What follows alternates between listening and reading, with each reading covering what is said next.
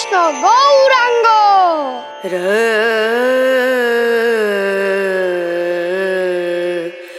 No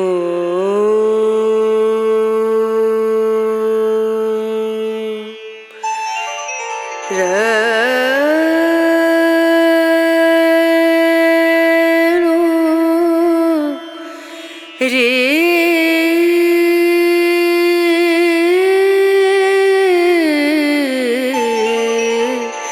রে না না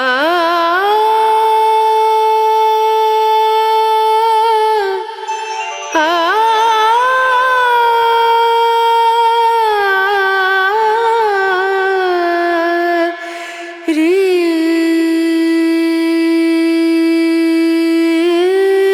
না রে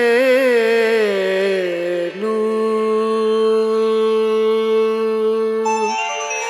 पिया को मना मानत नहीं रे पिया को मना मानत नहीं रे पिया को मना मानत नहीं रे बिनती करते मैं तो हार गई रे बिनती करते मैं तो हार गई रे पिया को मनानत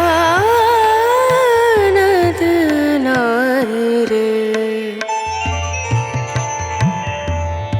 रे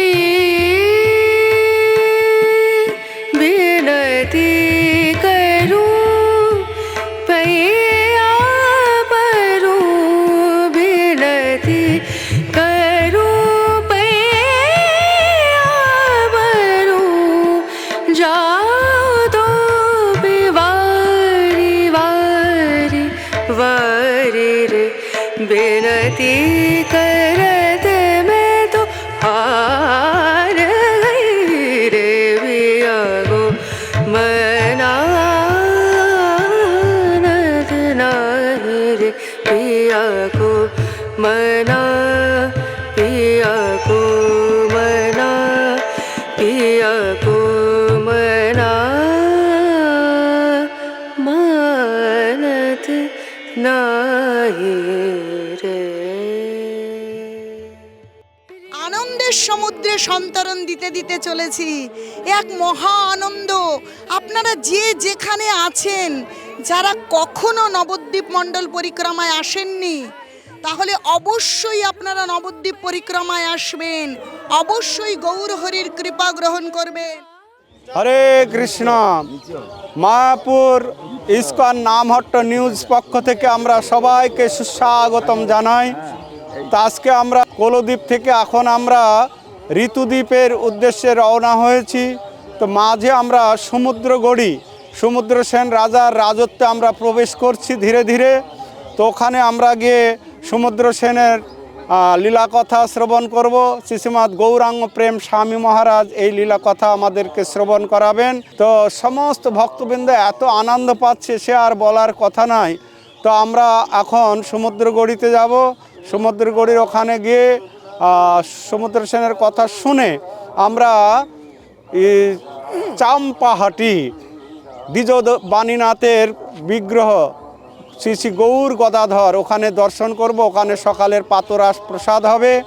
তারপরে আমরা ধীরে ধীরে রাতুপুর, ওখানে রাধাকুণ্ড আছে, নিত্যানন্দ প্রভু মহাপ্রভু প্রেমে ওখানে আপ্লুত হয়ে রাধাকুণ্ড করছিলেন, সেই রাধাকুণ্ড আমরা ওখানে দর্শন করে তারপরে আমরা চলে যাব সার্বভৌম ভট্টাচার্যের শ্রীপাঠ বিদ্যানগর।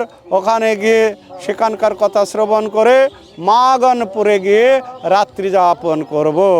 হরে কৃষ্ণ কৃষ্ণ কৃষ্ণ হরে হরে, হরে রাম রাম রাম হরে হরে।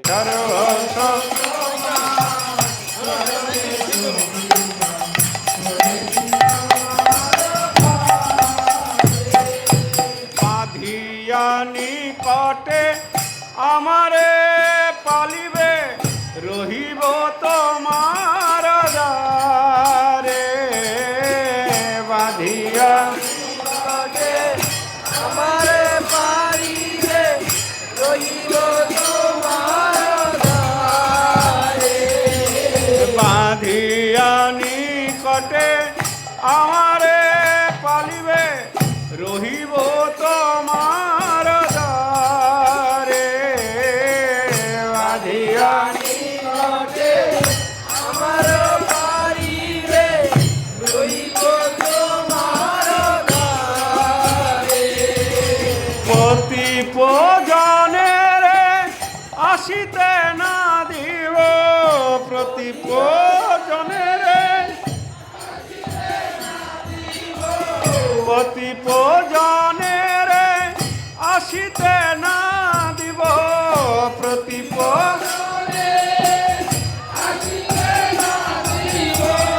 রাখিব গড়ের পারে রাখিব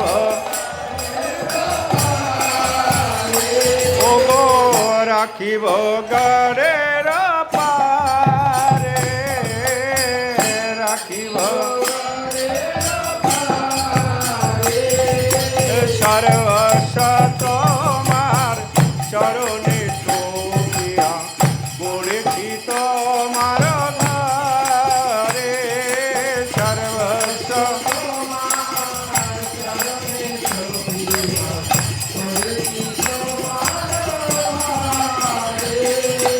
তব নিজ জন প্রসাদ সেবিয়া উচ্ছিষ্ট রাখিবে যা আমরা এখন সমুদ্রগড়ে পৌঁছে গেলাম, যেখানে মহারাজ সমুদ্র সেন অত্যন্ত প্রতাপশালী এবং ভক্ত রাজা ছিলেন। এখানে রাজত্ব করতেন এবং কিভাবে পরমেশ্বর ভগবান শ্রীকৃষ্ণ সেই ভক্তকে দর্শন করার জন্য এখানে এসেছিলেন সেই বিষয় নিয়ে পরম পূজ্য শ্রীমৎ গৌরাঙ্গ প্রেম স্বামী মহারাজ এখন আমাদের মাঝে প্রবচন রাখবেন, আপনারা শ্রবণ করবেন এবং তারপর এখানে সমুদ্র সেন রাজারকে নিয়ে খুব সুন্দর নাটক পরিবেশিত হবে। নিতাই গৌর প্রেমানন্দে হরি হরি বল।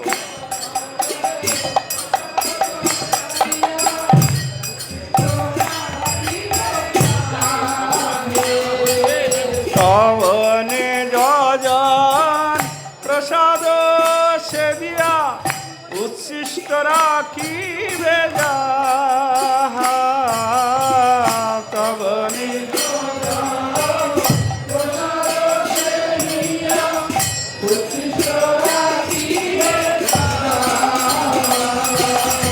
আমারও ভোজন পরম আনন্দে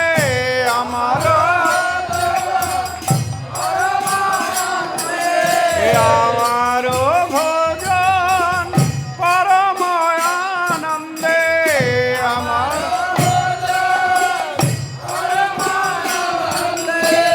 প্রতিদিন হবে তাহা প্রতিদিন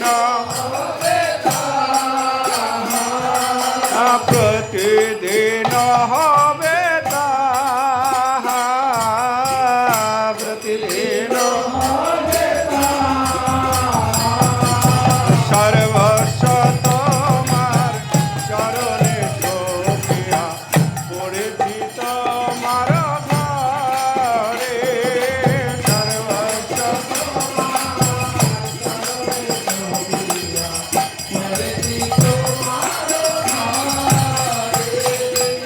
এইখানে ভগবান শ্রীকৃষ্ণের দুজন ভক্ত, একজন ভীমসেন আর একজন হচ্ছে সমুদ্র সেন, দুজনেই ভক্ত। তার সমুদ্র সেন বড় ভক্ত, তার ব্রত ছিল এই নবদ্বীপ ছেড়ে তিনি আর অন্য কোথাও গিয়ে কৃষ্ণকে দর্শন করবেন না। কৃষ্ণ স্বয়ং এই নবদ্বীপ ধামে আবির্ভূত হয়ে হবে, আমি তখন তাকে দেখব। তো সেই সময় ভীমসেন তিনি অনেক গজবাজি হাস্তি ঘোড়া নিয়ে এই বঙ্গদেশ জয় করতে এলেন। রাজা তখন মনে মনে চিন্তা করলেন যে পাণ্ডবরা হচ্ছে কৃষ্ণের বড় ভক্ত, যখনই পাণ্ডবেরা কখনো বিপদে পড়ে তখন কী করে কৃষ্ণকে স্মরণ করে, কৃষ্ণ এসে তাদের বিপদ থেকে রক্ষা করে। আমি প্রথমেই তাকে কর না দিলে তার সাথে ভীষণ যুদ্ধ করব, আমার যুদ্ধে যখন ভীম আত্মনাদ করবে, তার আত্মনাদে কৃষ্ণ নিশ্চয়ই এখানে আসবে, তখন আমি কৃষ্ণকে দেখে ফেলবো।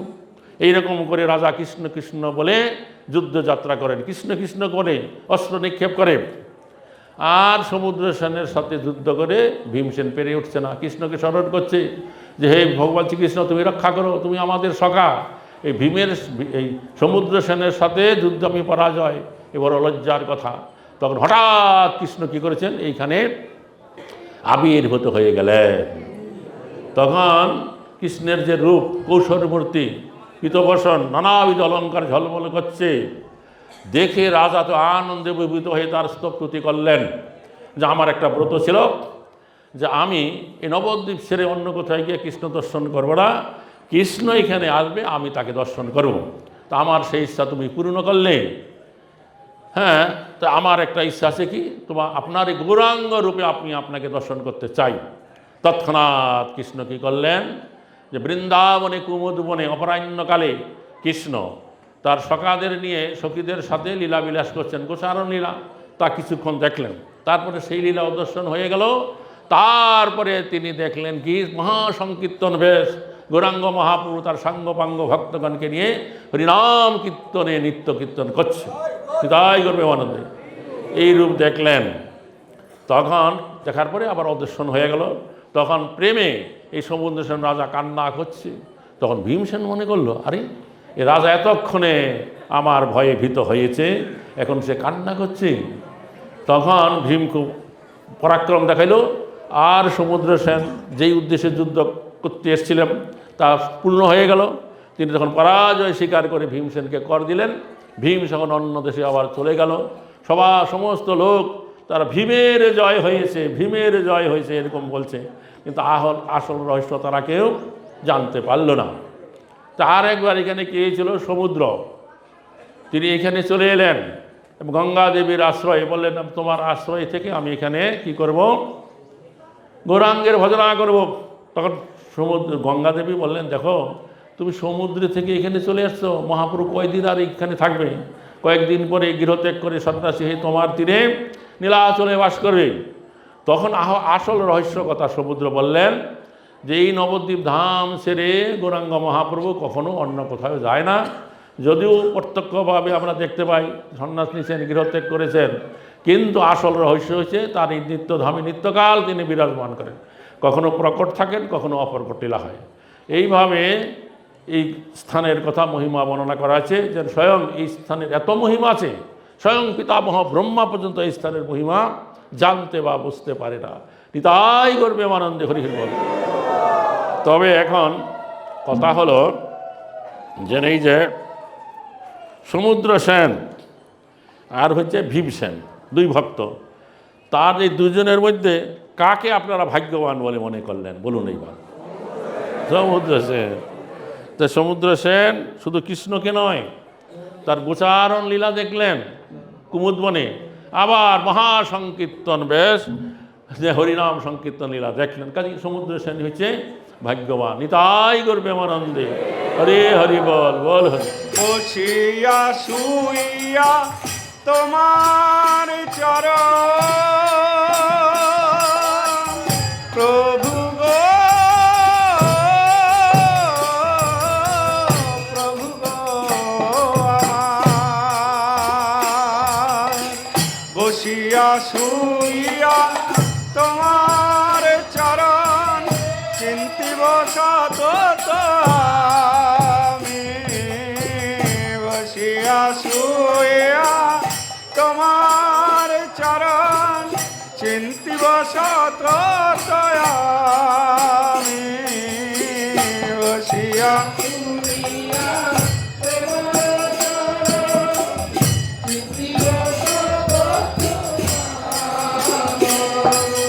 নাচিতে নাচিতে নিকটে যাইব, নাচিতে নাচিতে নিকটে যাইব, নাচিতে নাচিতে নিকটে যাইব, নাচিতে নাচিতে নিকটে যাইব, যখন ডাকিবে তুমি যখন ডাকিবে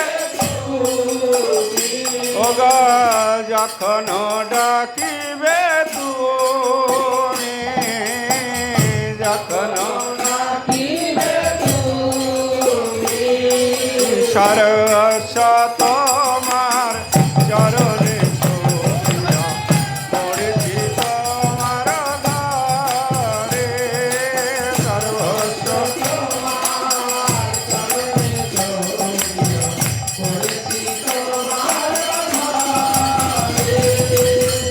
ভক্তগণ, এখন আমরা হাঁটতে হাঁটতে হাঁটতে হাঁটতে এখন পৌঁছে গেছি আমরা চম্পাহাটিতে গৌর গদাধর মন্দিরে। এখানে আপনারা আস্তে আস্তে ভিতরে ঢুকবেন, ঢুকে গৌর গদাধরকে দর্শন করবেন এবং গৌর দর্শন করার পরে এখানে আবারও ছিল গৌরপ্রেম স্বামী মহারাজ, আবারও এই চম্পাহাটির লীলা মহিমা বা গৌর গদাধরের লীলা মহিমা বর্ণনা করবেন। আপনারা আনন্দ সহকারে সে লীলা মহিমা শ্রবণ করে আপনাদের মানব জীবন ধন্য করবেন। হরে কৃষ্ণ কৃষ্ণ কৃষ্ণ হরে হরে, হরে রাম রাম রাম হরে হরে। সবাইকে ধন্যবাদ। এখন এই নবদ্বীপ ধাম পরিক্রমা করতে করতে চাম্পাহাটি গ্রামে চলে এসেছেন। চম্পঘট্ট নাম লোকেরা বলে চাপাহাটি বা চম্পঘট্ট। তো এইটা হচ্ছে ঋতুদ্বীপ। কেন ঋতুদ্বীপ? কারণ এই যে গৌরাঙ্গ মহাপ্রভু এই জগতে প্রকট হয়ে হরিনাম সংকীর্তন বিলাবেন, নাম প্রেম দিবেন, এইটা এই যে ঋতু আছে, কয়টা ঋতু? 6টা। গ্রীষ্ম, বর্ষা, শরৎ, হেমন্ত, বসন্ত, 6 ঋতু। তো একবার এই ঋতু এইখানে বসে তারা ভীষণ নিজেদের মধ্যে কলহ ঝগড়া করছিলেন। তারা চিন্তা করছিলেন এই যে গৌরাঙ্গ মহাপ্রভু এই জগতে আসবেন, কোন ঋতুর সময়ে তিনি আসবেন। সবাই দাবি করলো আমার ঋতুতে আসবেন। তখন তারা নিজেদের মধ্যে একটা সমাধান সূত্র বের করলেন যে কোন ঋতু সর্বশ্রেষ্ঠ। তো সেই ঋতুতে ভগবান আসবেন গৌরাঙ্গ মহাপ্রভু। তখন তারা একে একে ধরে বিচার করতে লাগলেন যে বৈশাখ জ্যৈষ্ঠ 2 মাস গ্রীষ্মকাল, গ্রীষ্ম ঋতু। তো সেই গ্রীষ্মকালে প্রচণ্ড গরম, ভালো না। তারপরে আষাঢ় শ্রাবণ বর্ষাকাল, পথঘাট কদমাক্ত হয়ে যায়, ভালো না। তারপরে হলো কি শরৎকাল, কি মাস? ভাদ্র আশ্বিন, সেই মাসও ততটা ভালো নয়। তারপরে হেমন্তকালও তদ্রূপ, শীতকালে শীত। তারপরে বিচার করলো যে বসন্ত ঋতু, ফাল্গুন চৈত্র, এই সময়ে বেশি শীত নাই, বেশি গরম নাই, বর্ষা নাই, এটা হচ্ছে উত্তম ঋতু। তখন তারা বিচার করলেন যে না, এই বসন্তকালেই ভগবান গৌরাঙ্গ মহাপ্রভু অবতীর্ণ হইবেন। তো এই জন্য গৌরাঙ্গ মহাপ্রভু ফাল্গুনী পূর্ণিমায় এই বসন্তকালে তিনি আবির্ভূত হয়েছেন। তো যেহেতু এইখানে ঋতু একত্রে বসে কলহ করেছিলেন, যার জন্য এই দ্বীপের নাম হইল ঋতুদ্বীপ, যা হচ্ছে অচ্চনাক্য ভক্তিপীঠ। আর এইখানে এই যে গৌর গদাধর বিগ্রহ দেখছেন, এটা আমি কালকে বলছিলাম, মনে আছে কি? মহাপ্রভু যেই সময় এটা কী হচ্ছে প্রকট ছিলেন, সেই সময় এই বিগ্রহ প্রকাশিত হচ্ছে। নবদ্বীপে কালকে দর্শন করেছেন আপনারা গৌরাঙ্গ মহাপ্রভুর পত্নী বিষ্ণুপ্রিয়া ঠাকুরানী সেবিত গৌরাঙ্গ মহাপ্রভু বিগ্রহ। আর এই যে বিগ্রহ, এটা হচ্ছে গদাধর পণ্ডিতের ভাই দ্বিজবাহনী নাথের দ্বারা প্রতিষ্ঠিত এবং সেবিত মহাপ্রভুর সময়। তো কি হয়েছিল যে মহাপ্রভু 24 বছর বয়সে যখন তিনি গৃহ ত্যাগ করে চলে যাবেন সন্ন্যাস ধর্ম পালন করতে, তার ভিতরে কয়েকজন ভক্ত মহাপ্রভুর এই কথাটা জানতে পেরেছিলেন। তাদের ভিতরে যেই কয়েকজন ভক্ত মহাপ্রভুর সন্ন্যাস গ্রহণ করে মায়াপুর নবদ্বীপ ছেড়ে চলে যাবে, মাত্র কয়েকজন ভক্ত জানতে পেরেছিলেন। তাদের মধ্যে অন্যতম ছিলেন এই দ্বিজবাণীনাথ, গদাধর পণ্ডিতের ভাই। তিনি এই কথা শুনে কেঁদে একেবারে আকুল হইলেন এবং গৌর গদাধরকে বললেন, তোমরা যদি এই মায়াপুর নবদ্বীপ ধাম ছেড়ে চলে যাও, তাহলে আমিও আর এই নবদ্বীপ মায়াপুরে বাস করব না, আমি দেশান্তরী হয়ে যাব। তখন এই গৌর গদাধর দ্বিজবাণীনাথকে বুঝালেন যে তুমি এতটা বেকুল হইও না, তুমি যদি আমাদের বিরহ সহ্য করতে না পারো তাহলে মায়াপুরের অপর পারে, গঙ্গার অপর পারে চম্পাহাটি নামক একটা মনোরম গ্রাম আছে, সেখানে গিয়ে তুমি বাস করো। আর সেখানে আমাদের এই দুইজনের বিগ্রহ গৌর গদাধর বিগ্রহ প্রতিষ্ঠা করে তার সেবা করো, আমরা বিগ্রহ রূপে তোমার সেবা গ্রহণ করব। তাই মহাপ্রভু যখন গৃহত্যাগ করে সন্ন্যাসী হয়ে গেলেন তখন এই দ্বিজবাণীনাথ এখানে এসে বাস করেন এবং এখানে ভাস্করের দ্বারা এই গৌর গদাধর বিগ্রহ তৈরি করে তার সেবা প্রকাশ করেন। বিদায় গৌর সীতানাথ প্রেমানন্দে হরি হরি বল।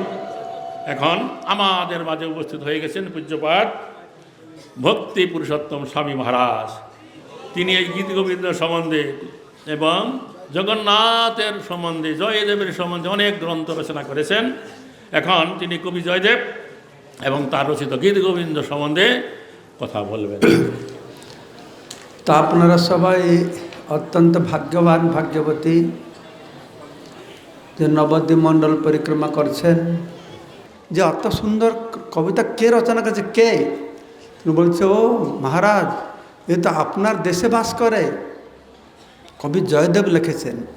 তখন একটা সাধারণ মানুষের পোশাক পরিধান করে, রাজ পোশাক পরিত্যাগ করে, ওনার কুটির গিয়ে দর্শন করতে গিয়ে প্রণাম করে একটা কোনায় বসে আছে। আর এ দেখতে বুঝতে পারে, জয়দেব বুঝতে পারে যে রাজা এসেছে, বুঝতে পেরেছেন, কিচ্ছু বলছে না। তখন জয়দেব প্রণাম করে বলছেন আপনি একটু আমার রাজভবনে আসুন। তখন কবি জয়দেব বলছে ভাগো এখান থেকে, আমি তোমার রাজভবনে যাবো, তুই বিষয়, তুই জড় মানুষ, তোমার ঘরে আমি কেন যাব? তোমার ঘরে যাব না, তোমার রাজ্যে থাকবো বলে তোমার কথা শুনতে হবে, দরকার তোমার রাজ্য ছেড়ে আমি পুরী চলে যাব। তখন রাজা খুব বিনয় বলছে না না, এরকম করবে না, আমার রাজ্যে আর 1-2 বছর থাকুন। আপনি যদি এই স্থান ছাড়তে চান, আপনার কথা রক্ষা হবে, আমার কথাও রক্ষা হবে। গঙ্গার ওপারে এই চম্পাহাটি বলে সুন্দর যে রম্য স্থান রয়েছে, একটা কুটির বানিয়ে দেবো, সেখানে আপনি অবস্থান করবেন। আর আপনার অনুমতি নিয়ে আপনার চরণকমল দর্শন জন্য আমি যাব। তখন সে কথা শুনে কবি জয়দেব খুব খুশি হয়ে গেছেন। কবি জয়দেব বলছেন না রাজা তোমাকে ধন্যবাদ, আসলে আমি তোমাকে পরীক্ষা করছিলাম, তোমাকে ভর্ৎসনা করে যে কঠোর বাক্যে বললাম তুমি বিষয়ী, আমি কেন তোমার ঘরে যাব? আমি তোমার পরীক্ষা দেখছিলাম, কিন্তু আমি তোমার পরীক্ষায় পাস হয়ে গেছ, তুমি ভগবানের পরম ভক্ত, তুমি কিছু মনে করল না তাতে, তাই আমি খুব সন্তুষ্ট, তোমার কথা রক্ষা করব। তারপরে কবি জয়দেব এসে এখানে অবস্থান করেছেন। মহারাজের শ্রীমুক্তকে আপনার শ্রবণ করেছেন কিভাবে তিনি কৃষ্ণ পূজা করেছেন, গৌররূপ ধারণ দর্শন করেছেন, মূর্ছা হয়ে গেছেন। তারপরে মহাপ্রভু বলেছেন তুমি যাও, পুরীতে চলে যাও। তো খুব দুঃখ পেয়েছেন, কেন আমি নবদ্বীপ ছেড়ে চলে যাব, আমার কি অপরাধ হলো? খুব দুঃখ পেয়েছেন। মহাপ্রভু দুটো কারণে তুমি পুরী যাও। একটা কারণ হচ্ছে তুমি পুরী যেতে চাইছিল, তোমার বাসনা পূর্ণ হবে। দ্বিতীয় কারণ হচ্ছে সেখানে ভগবান জগন্নাথ তোমার জন্য অপেক্ষা করে বসে আছেন, তোমাকে দর্শন করবার জন্য। তো আমি যাব, তোমার গীত গোবিন্দ শ্রবণ করব। তো কবি জয়দেব হৃদয় বিদীর্ণ হয়ে যাচ্ছে, নবদ্বীপ ছেড়ে যাবে। তখন বারংবার প্রণাম করছেন, হে নবদ্বীপবাসী, আমি কি অপরাধ করলাম আপনার চরণে? আমি যদি এখানে কীট পতঙ্গ পশু পাখি হয়ে থাকি তাহলে নবদ্বীপেই থাকতে চাই, নবদ্বীপ ছাড়তে চাইছে না। অবশ্য মহাপ্রভু বলেছেন তুমি পুরী যাও, তোমার গীত গোবিন্দ আমি শ্রবণ করবো, এই দেহত্যাগ করলে তুমি আবার নবদ্বীপে আসবো, তবুও নবদ্বীপ ছাড়তে চায় না। তো এইরকম খুব দুঃখ পেয়ে চলে যাবেন। তো নবদ্বীপের আসল রূপ, সুন্দর রূপ প্রকটিত হয়েছে। তখন কবি জয়দেব দেখছেন শত দল বিশিষ্ট সুন্দর পদ্মফুল, পদ্মফুলের রূপের সুন্দর নবদ্বীপ ধাম, সে রূপের মাধুর্য দর্শন করে একদম মূর্ছা হয়ে গেছেন। আর যখন জ্ঞান ফেরত পেয়েছেন তখন যাবেন পুরীতে, মন ডাকে না, একটু যাচ্ছে আবার ফিরে তাকাচ্ছে, একটু যাচ্ছে আবার তাকাচ্ছে, যেতে যেতে যেতে যেতে বহু দূর, যখন আর নবদ্বীপ দেখাই গেল না, তখন সেখান থেকে তিনি জগন্নাথ পুরী ধামে চলে গেছেন। তো এইভাবে আমাদের বুঝতে হবে এই নবদ্বীপের স্বরূপটা কী রকম। আমরা আজকাল যেরকম নবদ্বীপকে দেখছি আজকে থেকে 500 বছর পূর্বে সেরকম ছিল না, সে আরও সুন্দর রম্য ছিল। সুন্দর বন, উপবন, নদী, যে 9টা দ্বীপ, নদী সব ছিল। এখন তো আমরা গঙ্গা সরস্বতী দেখি, সেখানে গোমতী নদী ছিল, অলকানন্দ ছিল, মন্দাকিনী ছিল। সেই নদীগুলো এখনই নেই, কিন্তু নদী রিভার বেডগুলো রয়েছে। হ্যাঁ, তো তখনকার অত রম্য, অত সুন্দর ছিল। তখনকার সময়ে জীব গোস্বামী এসেছেন, মহাপুরুষ সঙ্গে তো আগে দেখা হয় না, দেখা হয়েছিল। মহাপ্রভু যখন রামকে লিখেছিলেন ছোট শিশু ছিলেন, আর যখন মহাপ্রভু ভগবান মায়াপুরে এসেছে জগন্নাথ মিশ্রের বাড়িতে, এই খড়ের ঘর যেরকম ছিল দেখেছে, তো জীব গোস্বামী চিন্তা করছেন, কি ভগবান, এই খড়ের ঘরে ভগবান থাকে, তো ভগবান একটা খুব ঔষধ ভাব থাকবে না। তো তার এরকম ভাব দেখে মহাপ্রভু তাকে কৃপা করেছেন। কৃপা করে তার কাছে এই নবদ্বীপের একটা যে মায়ার জাল যে ঢেকে রেখেছে সরিয়ে দিয়েছেন। তখন জীব গোস্বামী দেখছেন নবদ্বীপের অপরূপ শোভা, প্রচুর মন্দির, রাস্তা ঘাট, ফোয়ারা, বন, উপবন, সেই সুন্দর রূপ যেটাকে চর্মচক্ষুতে আমরা দেখতে পারবো না। তো আমরা দেখতে না পারলেও যারা দেখেছে তারা বর্ণনা করেছে, আর সেই সমস্ত বর্ণনা এই গ্রন্থে লিপিবদ্ধ করা হয়েছে।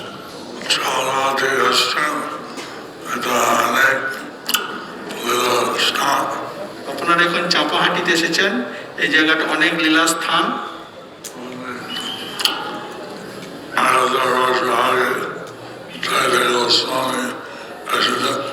ওই জায়গাতে 5 থেকে 1000 বছর আগে জয়দেব গোস্বামী এসেছিলেন। কৃষ্ণের সাথে বিভিন্ন লীলা হয়েছে, এবং ওইখানে কৃষ্ণের সাথে বিভিন্ন লীলা হয়েছিল। তারপরে মন্দির গৌরগদাধর আছেন, তারপরে ওই মন্দিরে গৌর গদাধর অবস্থিত আছেন। এবং দীর্ঘদিন থেকে এটা চৈতন্য লীলভূমি রহিত আছে। এবং ওই জায়গা দীর্ঘদিন ধরে চৈতন্য মহাপ্রভুর লীলাভূমি স্থানে পরিচিত হয়েছে। ওখানে ভাই ওখানে ছিলেন, ওই জায়গাতে গদাধরের ভাই ছিলেন। অনেক সুন্দর লীলা আছে, এবং ওই সম্বন্ধে অনেক সুন্দর লীলা আছে। আমরা এরপরে যাবেন বিদ্যানগরে, তারপরে আপনারা ওইখান থেকে যাবেন বিদ্যানগরে। খন্ড আছে, ওখানে যাওয়ার পথে আমাদের রাধাকুণ্ড আছে। এবং বিভিন্ন গলে মহাপ্রভু গলে গলে আসছে, আর তারপরে সন্ন্যাসের পরে আসছে। ওই জায়গায় মহাপ্রভু বাল্যকালে অনেকবার এসেছেন এবং সন্ন্যাসের পরেও এসেছিলেন। আর যাই হোক, আমরা এই নবদ্বীপ রেডিও হচ্ছে, এটা খবর মাহাত্ম পড়া হচ্ছে। যাই হোক, আপনারা যে নবদ্বীপ মন্দির পরিক্রমা করছে, এর কত মাহাত্মপূর্ণ হচ্ছে। হরে কৃষ্ণ। হরে কৃষ্ণ। হরে কৃষ্ণ। পতিত পাবন গুরু মহারাজ কি। নিজের পোষণ কবু না ভাবিব, রহিব ভাবের ভারে। নিজের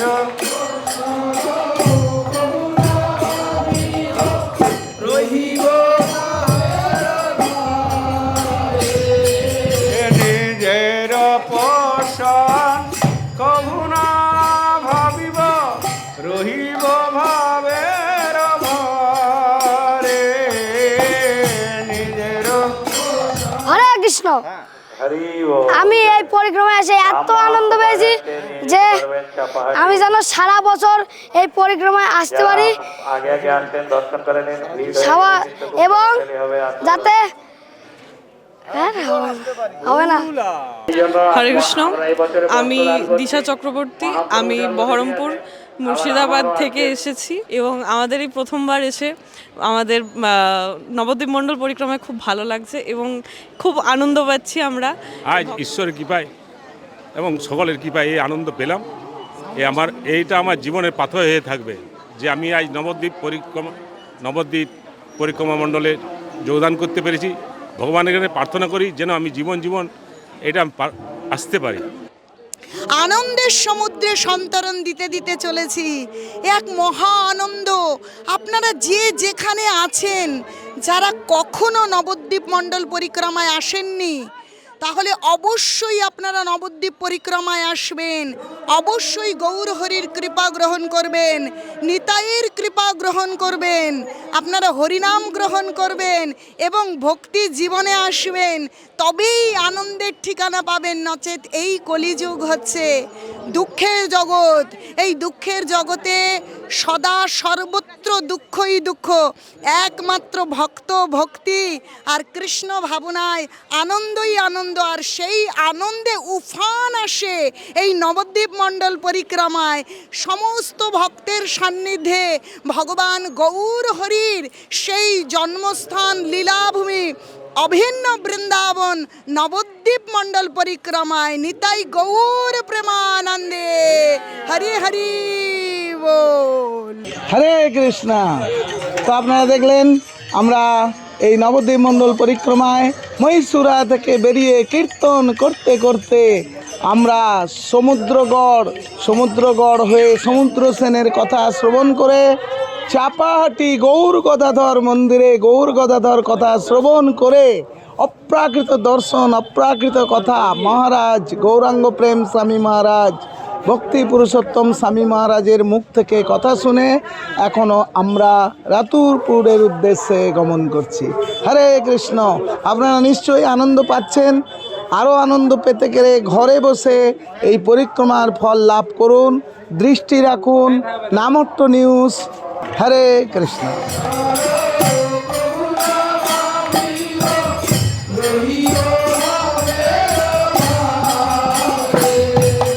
ভকতি বিনোদ তোমার পালক, ভকতি বিনোদ, ভকতি বিনোদ তোমার পালক, ভকতি বিনোদ বলিয়া বরণ করে, বলিয়া বলিয়া বরণ করে, বলিয়া সর্বস্ব তোমার চরণে পড়েছি তোমার ঘরে, সর্বস্ব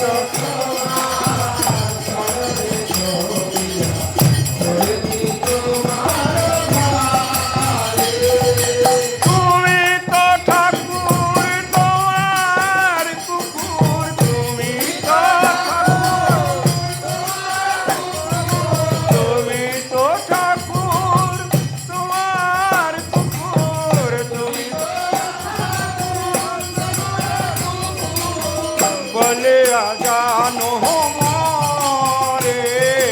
তো নিত্যানন্দ প্রভু এখানে আগের দিন তারা বাস করলেন কোথায় বাস করছিলেন? চম্পাঘাটে।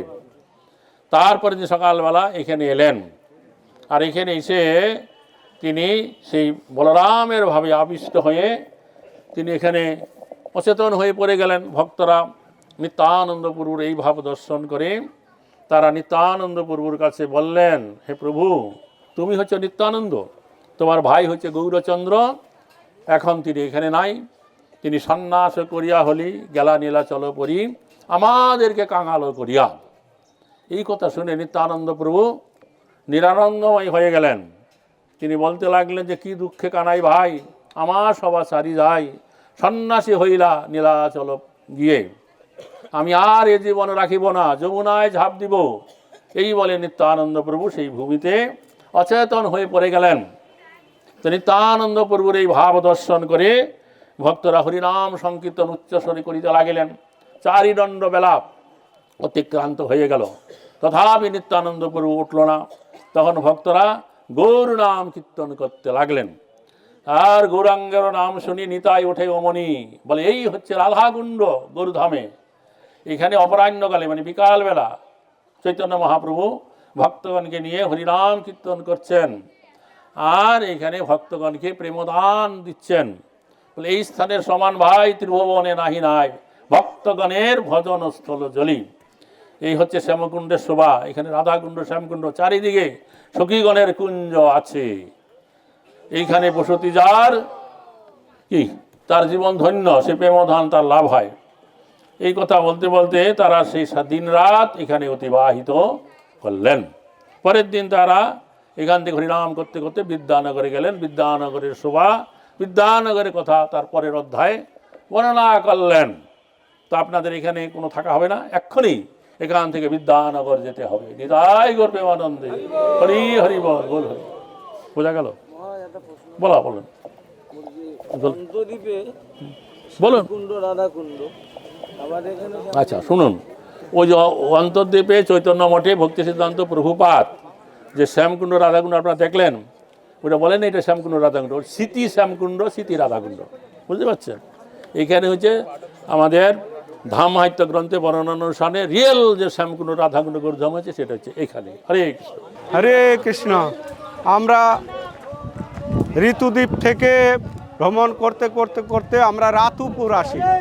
রাতুপুরে ওখানে মহারাজের শ্রীমুখ থেকে রাতুপুরের বর্ণনা, রাধাকুণ্ডের আবির্ভাব, শ্যামকুণ্ডের আবির্ভাব, নিত্যানন্দ প্রভু এই ধাম কথা বর্ণনা করতে করতে মূর্ছা হয়ে পড়ে যান এবং দ্বিজবাণীনাথ নিত্যানন্দ প্রভুর সঙ্গে আসছেন, আস্তে আস্তে প্রার্থনা করছেন আমি কবে এই ধাম পরিক্রমা করতে করতে মহাপ্রভুর গৃহে আমি যাব, সেখানে শশী মায়ের হাতের রান্ধন প্রসাদ পাব। এইভাবে বর্ণনা করতে করতে এই রাতুপুরের থেকে বিদ্যানগরে তারা গিয়েছিলেন। তা আমরাও এখন সেই বিদ্যানগরের উদ্দেশ্যে রওনা হয়েছি।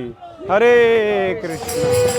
সর্বস্ব তোমার চরণে ছোটিয়া পড়েছি তোমার ঘরে, সর্বস্ব তোমার চরণে ছোটিয়া পড়েছি তোমার ঘরে, পড়েছি তোমার ঘরে, পড়েছি তোমার ঘরে। তো আমাদের সঙ্গে সকলে হাতে তালি দিয়ে একটু হরিনাম কীর্তন করুন। হরে কৃষ্ণ হরে কৃষ্ণ কৃষ্ণ কৃষ্ণ হরে হরে, হরে রাম হরে রাম, রাম রাম হরে হরে, হরে কৃষ্ণ হরে কৃষ্ণ কৃষ্ণ কৃষ্ণ হরে হরে, হরে রাম হরে রাম,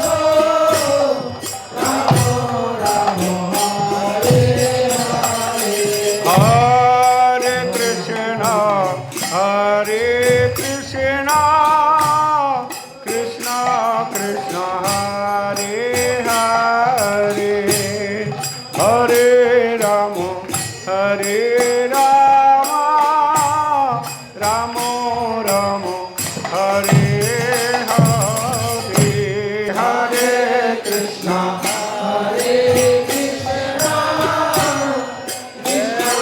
কৃষ্ণ হরে হরে, হরে রাম হরে রাম, রাম রাম হরে হরে, হরে কৃষ্ণ হরে কৃষ্ণ কৃষ্ণ কৃষ্ণ হরে হরে।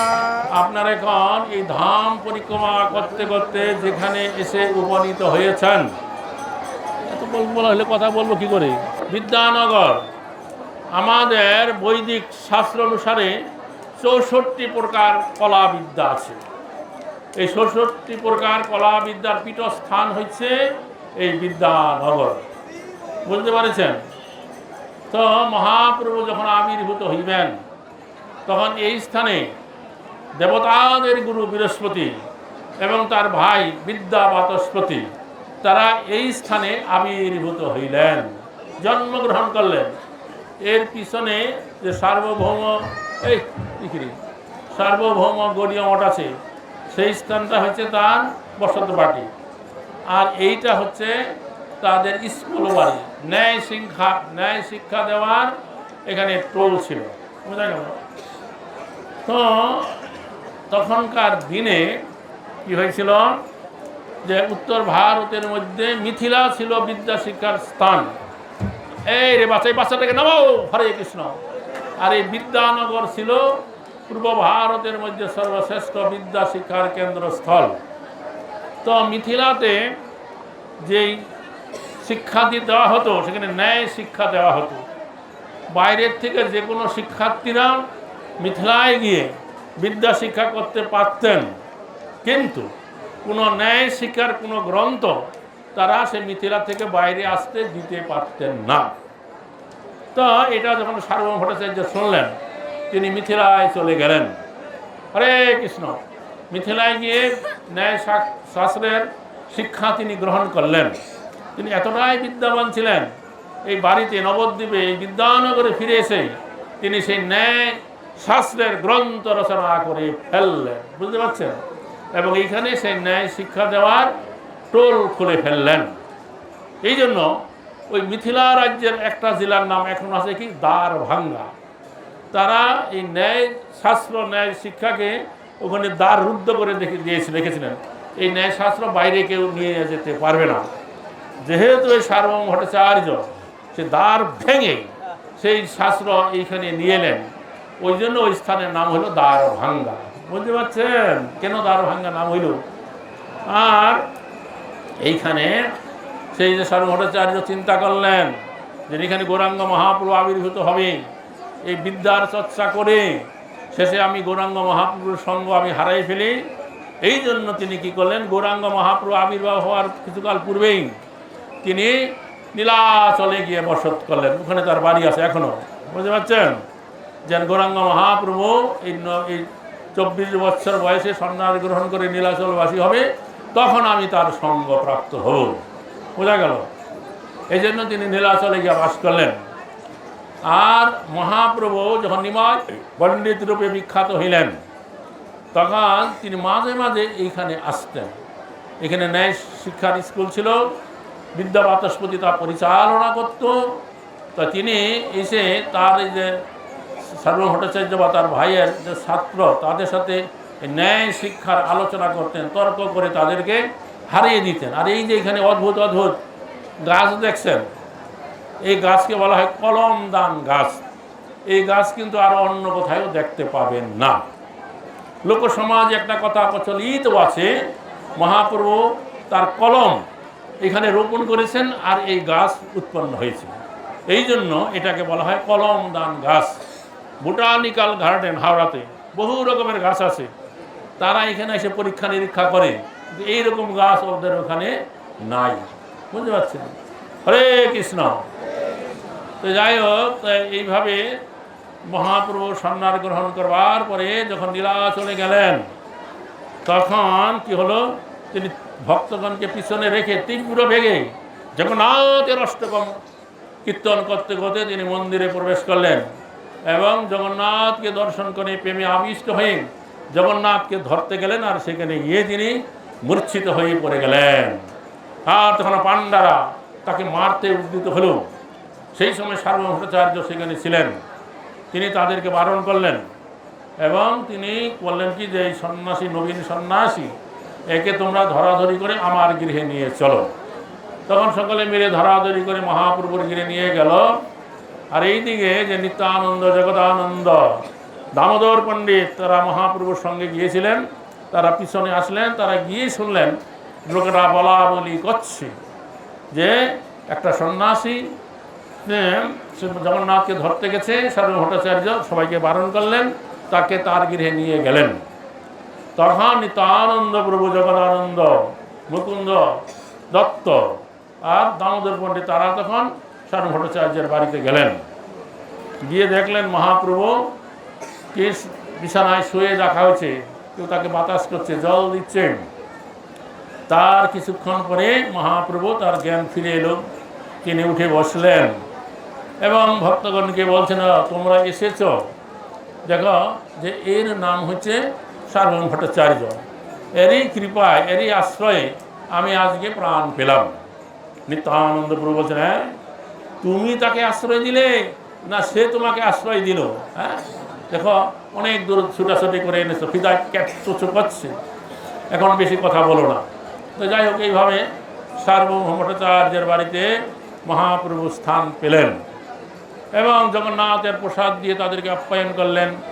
পরে সার্বভৌম ভট্টাচার্য বুঝতে পারলেন এই যে জগন্নাথ মিশ্রের পুত্র, মায়াপুর নবদ্বীপবাসী, তখন তিনি বলেন এই নবীন বয়সে সন্ন্যাস গ্রহণ করেছে, তার সন্ন্যাস যাতে রক্ষা হয় আমি তাকে নিরন্তর বেদান্ত পড়াবো।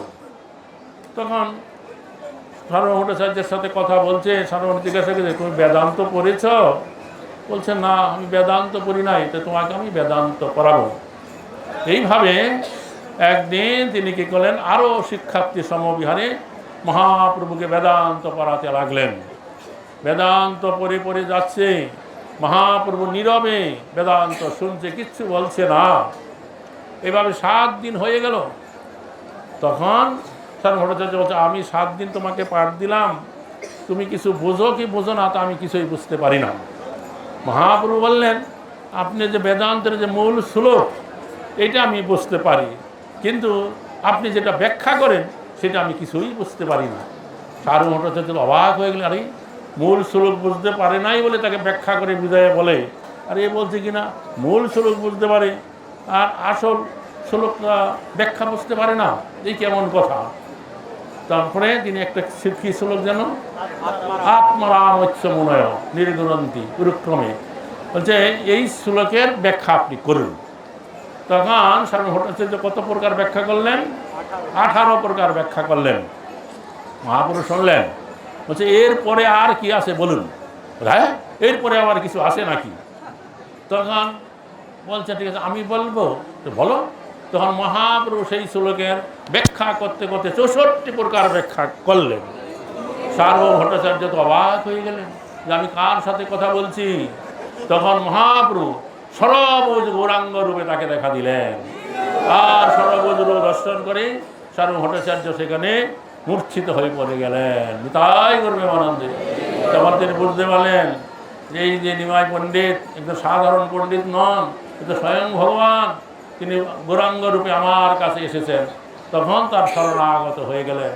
তো যাই হোক, মহাপ্রভু প্রতি বছরই দক্ষিণ ভারত ভ্রমণ করে আসার পরে তিনি তার এই গৌর দেশে তার যত ভক্ত ছিল তারা নীলাচলে ধামে যেতেন, রথযাত্রায় অংশগ্রহণ করতেন এবং 4 মাস তারা সেখানে অবস্থান করতেন।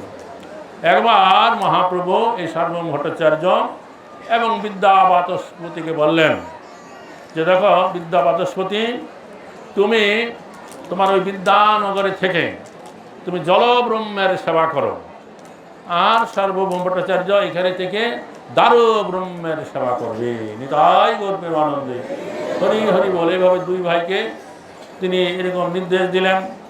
আর এইখানে যে বিগ্রহ আছে গৌরনিতাই, মহাপ্রভু লীলা সম্বরণ করবার পরে এই বিদ্যা বাচস্পতি এই বিগ্রহ স্থাপনা করে তার সেবা করেছেন এবং সন্ন্যাস গ্রহণ করবার 5 বছর পরে মহাপ্রভু একবার যখন বৃন্দাবনে যাওয়ার ছল করে এই বঙ্গদেশে এসেছিলেন, বলেছিলেন যে এই বঙ্গদেশে আমার 2টা সমাশ্রয় আছে, এক হচ্ছে আমার মাতা সচীদেবী, আর এক হচ্ছে এই গঙ্গা। আমি গঙ্গায় স্নান করবো, সচী মাতার সঙ্গে সাক্ষাৎ করবো, তারপর আমি বৃন্দাবনে যাব।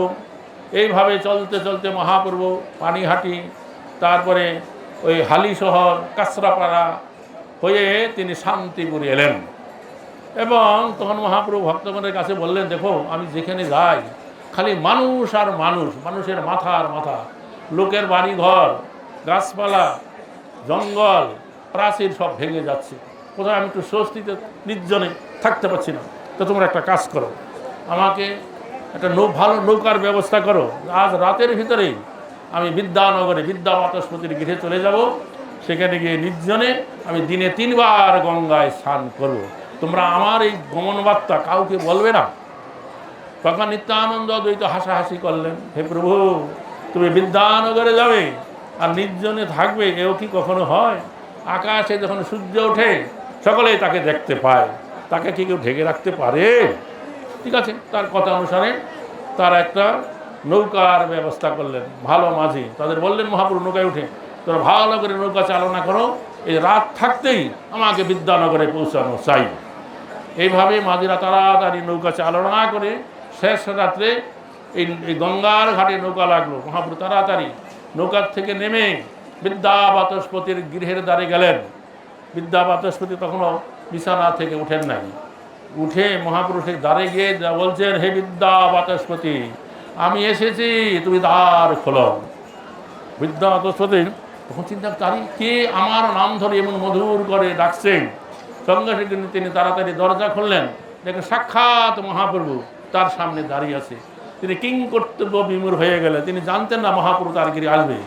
তখন মহাপ্রভু বলে, তুমি এতটা অধীর হইও না, আমি তোমার গৃহে এখানে কয়েকদিন থাকবো, চুপচাপ, আমার আগমন বার্তা কাউকে বলবে না, আমি দিনে 3 বার গঙ্গায় স্নান করব, বুঝলে? তখন বিদ্যা বাচস্পতি মহাপুরুষ সেবা ব্যবস্থা করতে লাগলেন। এদিকে একটু বেলা হলো, আর বিদ্যা বাচস্পতি শুনছেন পূর্ব দিকে বহু মানুষের কোলাহল। গঙ্গার ধারে গিয়ে দেখলেন হাজার হাজার মানুষ, তারা সকলেই গঙ্গা পার হয়ে এই পারে আসতে চায়। যে মাঝিরা নৌকার খেয়ারি আছে, মানুষকে নিষেধ করে নৌকায় উঠবে না, হয়ে গেছে, কেউ নিষেধ মানে নৌকায় উঠে নৌকা একবারে ডুবে যায়। তখন তারা সাঁতার কেটে কলা গাছ ধরে কলসি ধরে এই পারে আসছে। সার্ব ভট্টাচার্য বিদ্যা বাচস্পতি অরণ্য নৌকার ব্যবস্থা করলেন, কিন্তু লোকেরা সময়ের সহ্য হচ্ছে না, তাড়াতাড়ি তারা এখানে এলেন এবং এই বিদ্যা বাচস্পতির গৃহের চারিদিকে যত গাছপালা আছে লোকে লোকারণ্য হয়ে গেল। তখন বিদ্যা বাচস্পতি হাত জোর করে মহাপ্রভুকে বলছেন, প্রভু, আপনি একবার বাইরে এসে ভক্তগণের সাথে দেখা দেন, সবাই আপনাকে দেখতে চাইছে। মহাপ্রভু তখন বাইরে এসে 2 হাত তুলে হরি বল হরি বল হরি বল, হাজার হাজার কণ্ঠে হরিধ্বনি। এইভাবে যে কত লোক আসছে কত লোক যাচ্ছে তার কোনো ইয়ত্তা নাই। কেউ আর ঘরে ফিরে যেতে চায় না। কেউ তখন হরিনাম কীর্তন করতে শুরু করছেন। হরিনাম শুনলে মহাপ্রভু সন্তুষ্ট হন, গড়াগড়ি দিচ্ছে, কান্নাকাটি করছে। এইভাবে 3 দিন অতিবাহিত হলো। তারপরে একদিন মহাপ্রভুকে আর বিদ্যা বাচস্পতি খুঁজে পাচ্ছে না, কোথায় গেল কোথায় গেল, খুঁজছেন আর খুঁজে পাচ্ছে না। আর যারা নতুন এখন এইমাত্র যারা এসেছে তারা বিদ্যা বাচস্পতিকে বলছে, আমরা শুনেছি তোমার গিয়ে গৌরাঙ্গ মহাপ্রভু এসেছেন, তাকে একবার আমাদেরকে দেখাও, আমরা উদ্ধার হই। বিদ্যা বাচস্পতি বলছেন যে মহাপ্রভু আমার গিরে এসেছিল এই কথা ঠিক, কিন্তু এখন যে তিনি কোথায় চলে গেছেন আমিও জানি না, আমিও তার খোঁজ করছি। লোকেরা এই কথা বিশ্বাস করছে না। বলে ব্রাহ্মণ হইয়া তো কপট হয় কী করে? আমরা যদি উদ্ধার হই তার কি দোষ, তার কি ক্ষতি? সে ব্রাহ্মণ হইয়া তো কপটতা করছে, ঘরে লুকিয়ে রেখে আমাদেরকে বঞ্চনা করছে। এইদিকে বিদ্যা বাচস্পতি মহাপ্রভুর বিরহে কাতর, তর্দপুরীর লোকের এইরকম গঞ্ছনামূলক কথা। এমন সময় 2 জন লোক এসে বিদ্যা বাচস্পতিকে বলছেন যে মহাপ্রভু কুলিয়ানগরে মাধব দাসের গৃহে চলে গেছে, তোমাকে সেখানে যেতে বলছে, তুমি চলো, সেখানে মহাপ্রভু দেখা পাবে। তখন বিদ্যা বাচস্পতি একটু উঁচু জায়গায় উঠে বলছেন, এই যে দেখো 2 জন, এরা কুলিয়ানগর থেকে এইমাত্র এসেছে, মহাপ্রভু কুলিয়ানগরে মাধব দাসের গৃহে চলে গেছে, চলো আমরা এর সাথে কুলিয়ানগরে যাই, সেখানে গেলে মহাপ্রভুর সাক্ষাৎ প্রাপ্ত হইবে। তখন সমস্ত মানুষের আবার নদী গঙ্গা পার হয়ে কুলিয়ানগরে গিয়ে মহাপ্রভুর সাক্ষাৎ প্রাপ্ত হইলেন।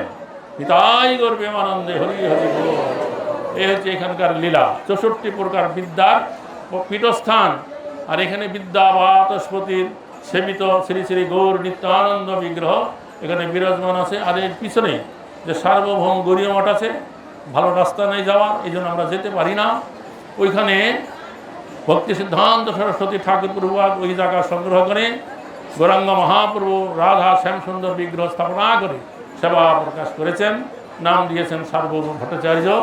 গৌরী আমার নিতাই করবে আনন্দ হরি হরি। আর কি বলবো?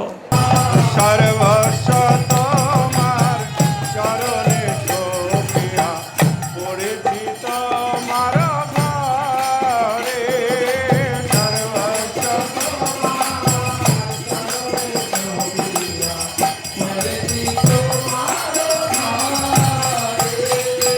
বসিয়া শুইয়া তোমার চরণ প্রভু গো, প্রভু গো আমার। বসিয়া শুইয়া তোমার চরণ চিন্তিব সতত আমি। বসিয়া শুইয়া তোমার চরণ চিন্তিব সতত আমি। বসিয়া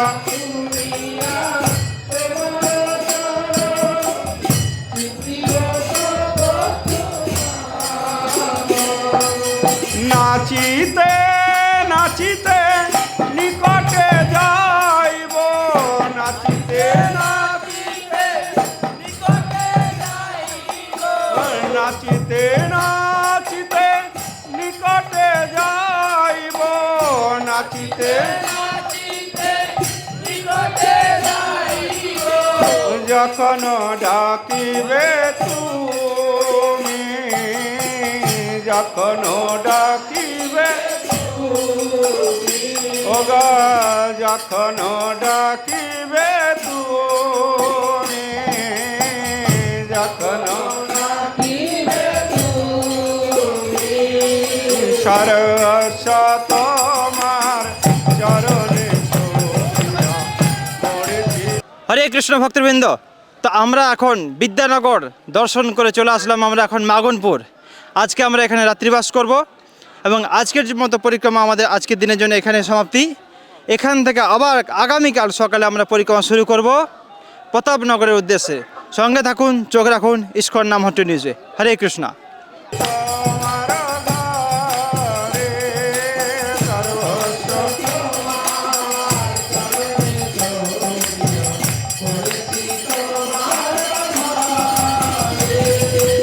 নিজের পোষণ কবু না ভাবিব, রহিব ভাবের ভারে। নিজের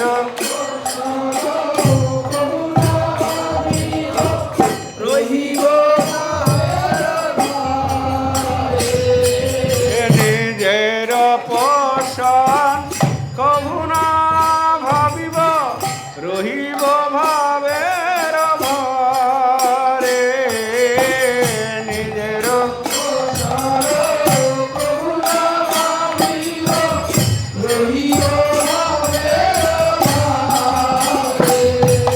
ভকতি বিন তোমার পালক। ভকতি বিন ভকতি বিন তোমার পালক। ভকতি বিন বলিয়া বরণ করে। বলিয়া ওগো, বলিয়া বরণ করে। এইমাত্র আমাদের পঞ্চম দিনের পরিক্রমা শেষ হলো। নবদ্বীপ ধাম হচ্ছে অভিন্ন বৃন্দাবন ধাম। সবাই আসুন, পরিক্রমা করুন আর মহাপ্রভুর অনেক অনেক কৃপা লাভ করুন। হরে কৃষ্ণ, হরে কৃষ্ণ।